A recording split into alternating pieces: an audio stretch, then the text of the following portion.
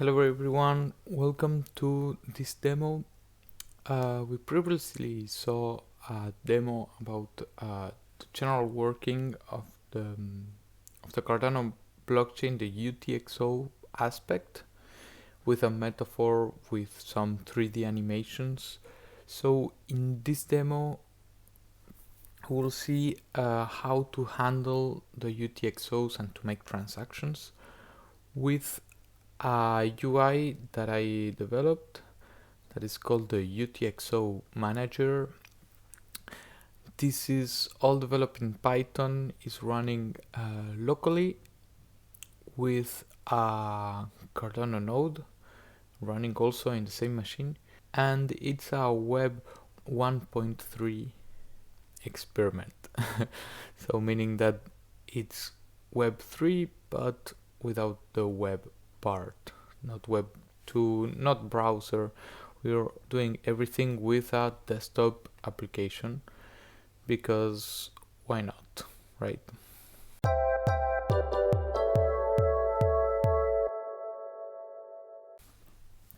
So here is the UI.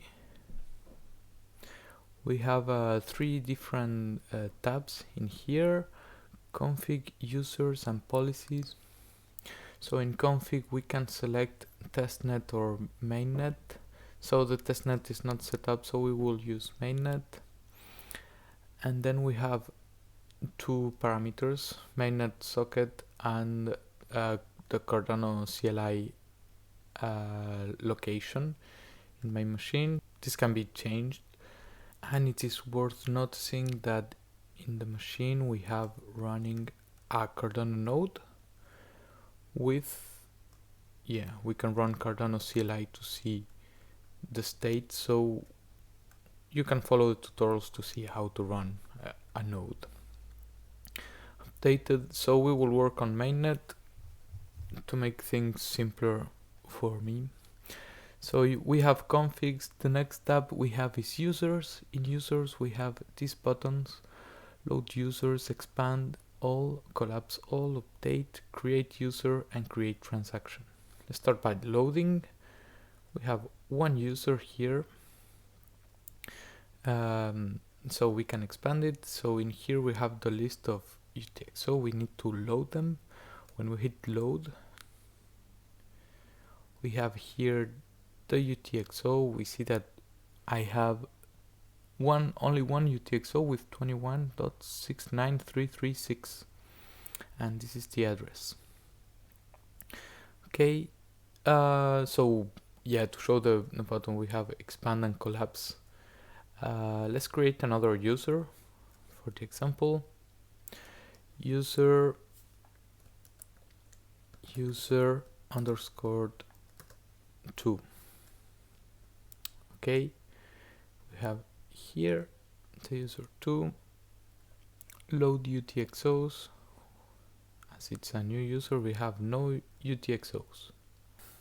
So if we check in GUI data, so GUI is the name of the project, right? UTxO manager, but here is called GUI.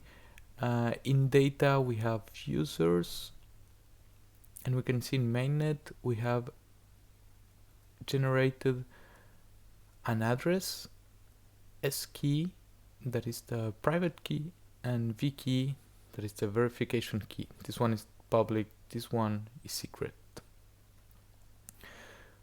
Okay, so here we have the 2 users. So let's start creating a transaction. So when we click on create transaction, we have this pop-up that appears. This pop-up, I know it's not super aesthetic, but it does the job. We have a lot of buttons, and it's not super well divided, but if you're interested, you will follow. You will see it's not that hard. So we have this first part, that is the building transaction part. We have the build button here. We have the net section that is signed, and we have send. This logic, it repeats itself all the time when we do transactions. First we build it, then we sign it, and when it's signed we can send it. So let's build our first transaction. We have the first part that is input UTxOs. We have these optional parts that we will see later that is related to minting tokens and to include some metadata. Then we have the output UTxOs. Then the fees part, some other buttons that we will see later, and then build the transaction. Okay, let's start by including the input. When we hit on input, we have another pop-up. This pop-up is for adding an input UTxO. We have address and which UTxO corresponding to that address. When we hit this button, we have another pop-up. And here we have to select which is the good address. So we have this is the new one that we just created it, and this one is the one that has the funds. So let's select this one. When we select it, we have to choose the UTxO. We only have one in this address. We will see later how we can have many. And add UTxO. There we go. So we will forget for now these parts because they are optional. Let's add some output UTxOs. So we want output UTxOs to the same address. We select that address. We have an option to do it with a QR code or just inserting an address, right? For the output, for creating output UTxOs, you don't need the keys, the private keys, right? Just you need the keys for the input UTxOs. So you have to select the amount in Lovelace or in Ada. If we hit here, you can see that they fill automatically. Let's use in Ada. We want 10 tokens.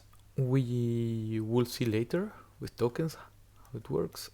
Add output UTxO. Very good. Let's create another one very similar to the same user.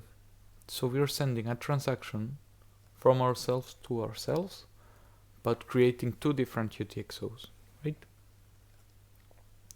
Amount in Ada. Let's put just one Ada. Add UTxOs. Okay, from here we need to calculate the fees. Okay, calculate fees. We have these fees that it's 0.174 etc. Ada. We can force the fees to be something different, but we won't do that. And then we have update change beneficiary output UTxO. So when we hit here, we have the options to output UTxO. Let's select the second one, and we do update change beneficiary output UTxO. As you see, this number had changed. So this is to make that the sum of the inputs and the sum of the outputs plus the fees are the same, right? We have this thing that calculates automatically where which output UTxO has to be adapted to the fees. So when we do that, sometimes the fees change, so I recommend to do again calculate fees. It didn't change, so good. And then we can build.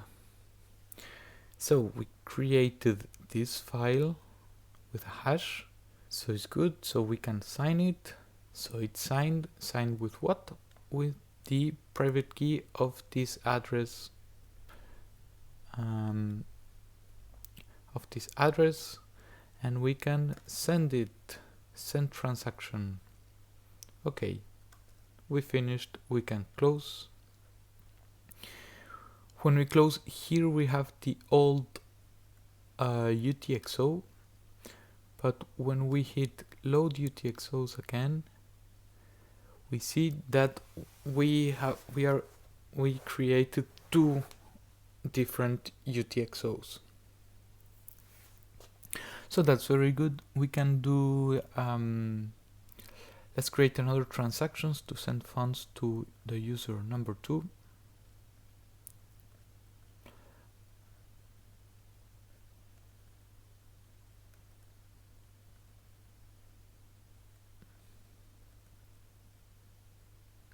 We will send this ugly value,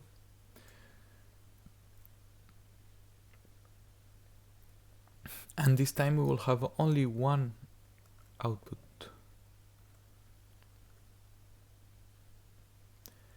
Here we can put whatever value we want because it will be updated. Calculate fees, update, calculate fees again. As you see, it has changed.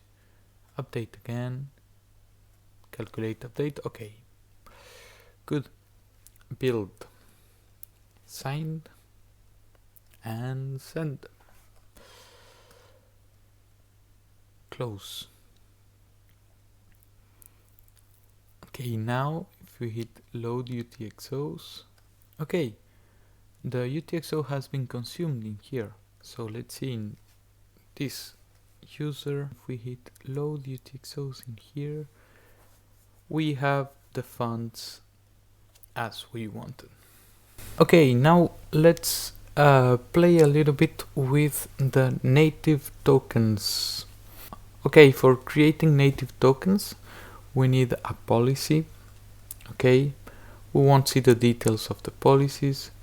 We have one here that we don't care. Let's create another one. Name of the policy demo. Used address, it will be generated, the address for the policy, and then we can add before. So before, it means that the policy can mint tokens only before some particular slot. If you want to, for example, say, okay, I want to mint tokens with this policy, but just for the next 24 hours or the next month or whatever, you're guaranteed that the amount of tokens won't change after that date. So you cannot mint or burn. So let's keep it empty. We don't need that feature for now. So that means that with this policy, you can if you have the keys, you can always mint or burn tokens. Create. Okay, good. We have the policy demo. If we go to the files, we can see that in policies we have policy demo. It has generated a policy address, policy script, policy skey, policy vkey, and policy id. All these files are important for creating the native tokens and therefore the NFTs also. Okay, let's create a new transaction with the tokens, minting some tokens with a new policy that we just created. First, we have to add input UTxO. We will use the UTxO of the new user that is here. So we have the 10 ADAs. We add the UTxO. Good. We will mint tokens, use only one policy. That's something to avoid some bugs. This is how it's created. I like to do in my UIs to explicit the problems so the users are aware.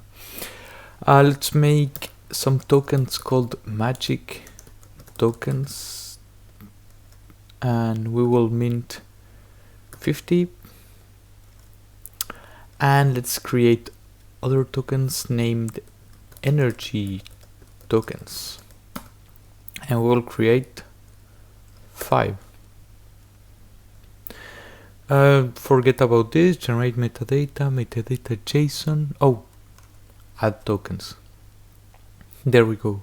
So in these transactions, there will be 50 new magic tokens and 5 new energy tokens with this policy ID. Add UTxOs. Let's send to me or the sender, new user. We need to send always some real funds, some ADA. And here we have the policy ID, magic tokens. Let's send 45 magic tokens, and we can add energy tokens 5. So if we made a mistake, we can always remove. We have an option here, remove. We select energy tokens, remove token, and we can add them again. Let's leave it like this, 45 magic tokens. Okay, and another output UTxO. So for the other user, the user 2, we can send them 2 ADA. So 5 energy tokens, magic, and 5 energy tokens. Okay, add output UTxO. So here we have the outputs for the first user, 2 ADA plus 45 magic tokens.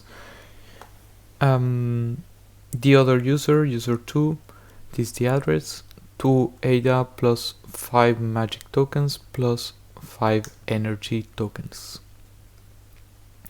Let's add another output to myself. It will be just the change. Okay. Calculate fees 0.18. So let's select the beneficiary of the change. It will be this last UTxO. Update. There we go, 5.8. Okay, the transaction looks correct. We have the input, 3 outputs. With the ADA and the tokens, we can build a transaction. We can sign the transaction, and we can send the transaction. Very good. If we see the main screen, we have still the same UTxOs. If we load, there we go. We have the new UTxO here. So the 2 new UTxOs, right? This one contains 2 ADA plus 45 magic tokens, and this one contains 5.8 ADAs. In this other user, we have the old UTxO plus the new one, that is 2 ADAs plus 5 energy tokens and 5 magic tokens. If we double click, we have some description of the UTxO. So this is cool. There you go. That is how you can mint tokens. So let's try a last thing, that is sending from one user to the other. Let's send. We have these magic tokens. We want to send them to the other user. We want to send them 5 or well 10. We have to do the same, create transaction, add input. The input will be the new user, the UTxO, well, it's this one, add output. We want to send it to the other user.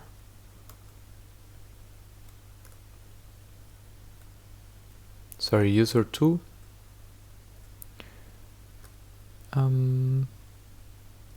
we have here magic tokens. Is the same when we mint and when we send. Okay, good. And the amount in ADA, it will be less than 2.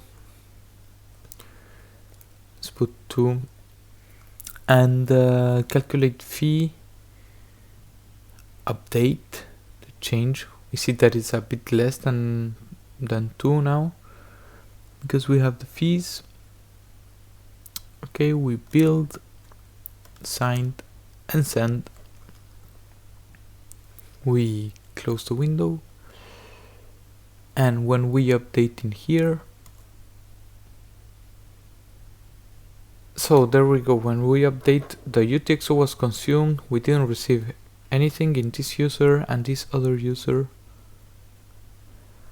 has now the 45 magic tokens and the other tokens from the previous UTxO, from the previous transaction.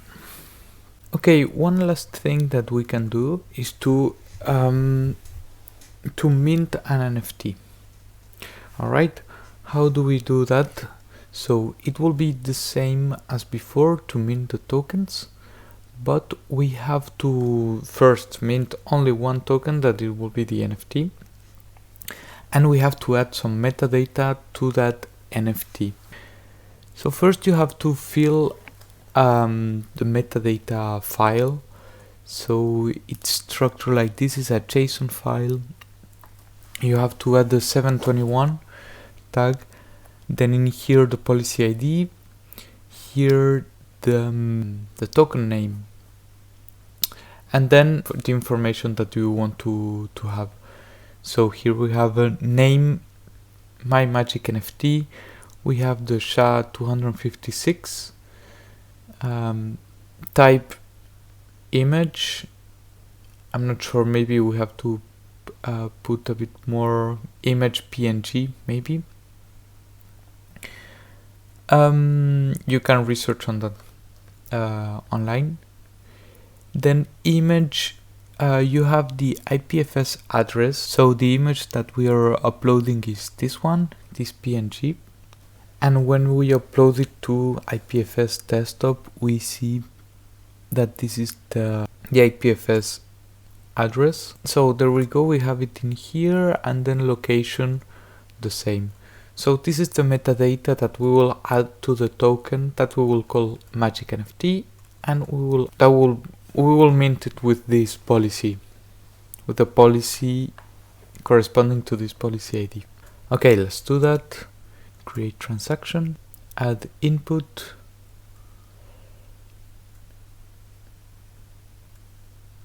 new user. We select the UTxO that we have available with 5 ADA. We want to mint token. We use the same policy as before. So here we have to be careful. The name is this one, magic NFT. We'll mint only one, a token. We won't generate, doesn't matter, this metadata JSON, add metadata. So we can find the file in our file system. There we have it, output UTxO. We will send it to ourselves, amount 2, magic NFT 1, add token. Alright, let's add another UTxO for the change.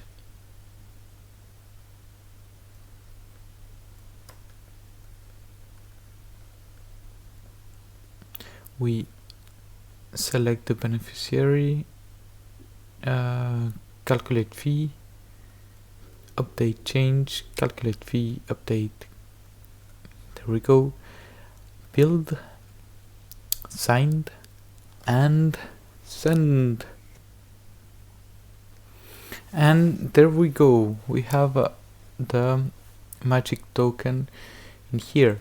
So then if we go to pool.pm/nfts, we can copy the policy name and paste it here, and we have our file, the magic NFT, that is available with all the information that we provided and an asset name. So there you go.